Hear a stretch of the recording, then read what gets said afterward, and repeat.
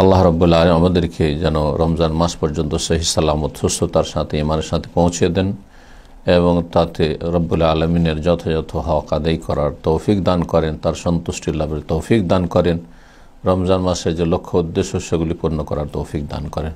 রমজান মাসের প্রস্তুতি সম্পর্কে প্রথম যে কথাটি বলবো সেটি হচ্ছে রমজান মাসের প্রস্তুতির জন্য মানসিকভাবে আনন্দ খুশি অনুভব করা যে সামনে রমজান মাস আসছে, আমি একজন মুসলিম, আর এতে যেন আপনি একটা খুব আনন্দ বোধ করছেন এবং আপনি আগ্রহ প্রকাশ করছেন, উদ্গ্রীব হয়ে রয়েছেন যে আমি এখানে বড় সুযোগ নেব দুনিয়া আখিরাতের সার্বিক কল্যাণ হাসিলের জন্য, রব্বুল আলামিনের সন্তুষ্টির মাধ্যমে, তার ইবাদত বন্দেগীর মাধ্যমে। মহান আল্লাহ কোরআনে কারীমে ইরশাদ করেছেন, কুল বিফাদলিল্লাহি ওয়া বিরহমাতিহি ফাবিযালিকা ফালিয়াফরাহু ওয়া খায়রুম মিম্মা ইয়াজমাউন।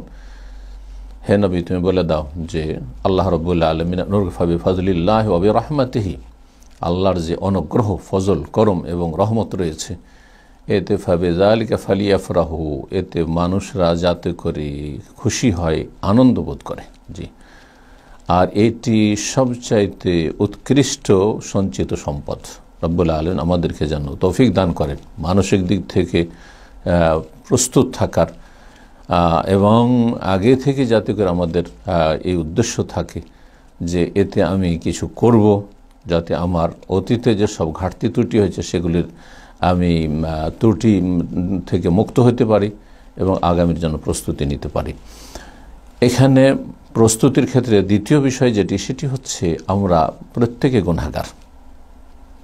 নবী সাল্লাল্লাহু আলাইহি ওয়াসাল্লামের হাদিস, কুল্লু বানি আদম খাত্তা, প্রত্যেক আদম সন্তান হচ্ছে ভুলকারী, ভুল হয়েই থাকে স্বাভাবিক, ছোট হোক আর বড় হোক, কারো কম হোক আর বেশি হোক। ওয়া খায়রুল খাত্তাইনা তাওয়াবুন, আর সবচাইতে ভালো ভুলকারী মানুষ ওরা যারা আল্লাহর কাছে তওবা করে ফিরে চলে আসে। ভুল হয়েছে সাথে সাথে সংশোধন করে নিন।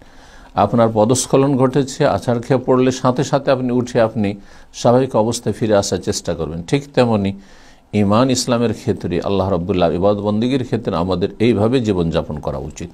তওবা ইলাল্লাহ, আল্লাহর কাছে তওবা করে ফিরে আসা। তওবা করা ফরজ। সে আপনার গুনাহ যদি জানা থাকে বিশেষভাবে, তাহলে সেসব বিশেষ বিশেষ গুনাহ পাপ থেকে তওবা করা ফরজ এবং দ্রুত ফরজ। আর যদি অজানা থাকে সেই ক্ষেত্রেও তওবা বেশি বেশি পাঠ করা এবং অন্তর থেকে আল্লাহ অভিমুখী হয়ে ফিরে আসা, পাপের দিক থেকে মুখ ফিরিয়ে নেওয়া, নেকের দিকে অগ্রগামী হওয়া, এটি হচ্ছে তওবা। তওবার জন্য তিনটি শর্ত রয়েছে যে আপনি যদি কোনো গুনাহে থাকেন তাহলে গুনাহ বন্ধ করে দেবেন, 1 নম্বর। 2 নম্বর হচ্ছে গুনাহের উপর আপনার অনুশোচনা হবে, অনুতপ্ত লজ্জিত হবেন যে আমি ভালো কাজ করি, চরম অন্যায় কাজ করেছি একজন মুসলিম মানুষ। 3 নম্বর তওবার শর্ত হচ্ছে আগামীর জন্য প্রতিজ্ঞা করবেন যে আমি আর এই রকম কোনো পাপ অন্যায় গুনাহে যাব না। বান্দার হকের ক্ষেত্রে 3টি শর্ত যথেষ্ট তওবার জন্য।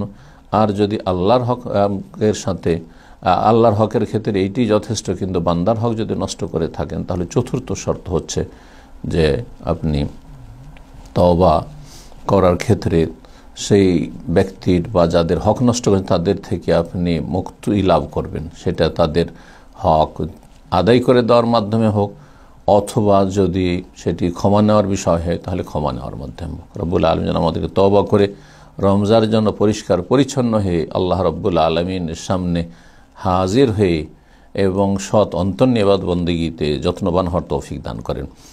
রমজান মাসের প্রস্তুতির 3 নম্বর বিষয় হচ্ছে যে রমজান মাসের প্রস্তুতির জন্য আপনি রমজান মাস আসার আগেই প্রশিক্ষণমূলক শাবান মাসে বেশি বেশি সিয়াম পালন করেন। রাসূলুল্লাহ সাল্লাল্লাহু আলাইহি ওয়াসাল্লাম বেশি বেশি সিয়াম পালন করেছেন, সবচেয়ে বেশি নফল সুন্নত সিয়াম পালন করেছেন মাসের অধিকাংশ দিনগুলিতে এই শাবান মাসে। এর চাইতে বেশি অন্য কোনো মাসে সিয়াম পালন করেননি রমজান ছাড়া।